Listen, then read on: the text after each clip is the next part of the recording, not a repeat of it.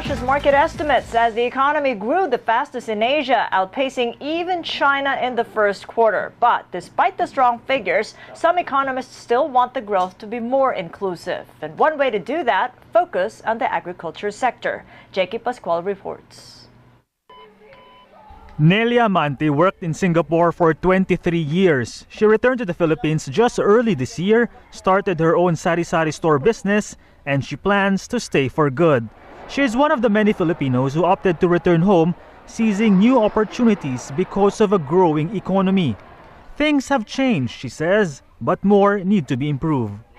Pagtitinda ko, tsaka naramdaman ko, tapos kailangan talaga work hard.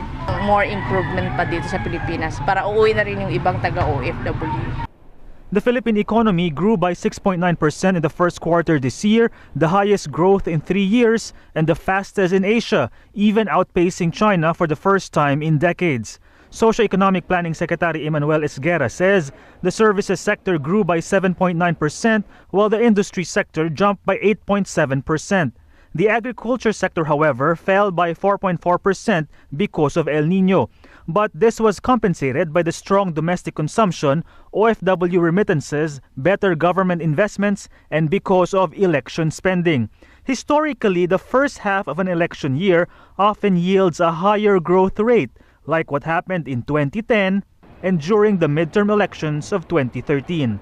Businesses, particularly in the remittance sector, are also feeling this growth. OFWs continue to send money back. We will continue to feel that as well. The economy seems to be on track in meeting the full year target of 6.8 to 7.8%. But economist and former Budget Secretary Ben Jokno believes the country may not hit the full year target. Jokno, as well as analyst Mayo Lopez, add inclusive growth remains unachievable despite glowing figures. It's not inclusive because agriculture is the worst sector. If you want to make the growth more inclusive, I think you have to pay attention to that sector. Maybe the word "what went wrong" is not too strong, but maybe the thing is, what did we not do right? What did we ignore? The fact is we ignored distribution growth.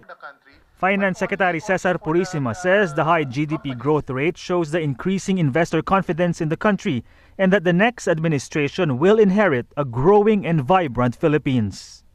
6.9%, very impressive growth rate, but analysts say this growth rate must be sustained for the years to come in order for the country to finally achieve inclusive growth. Jackie Pascual, ABS-CBN News. More economic data, the Aquino administration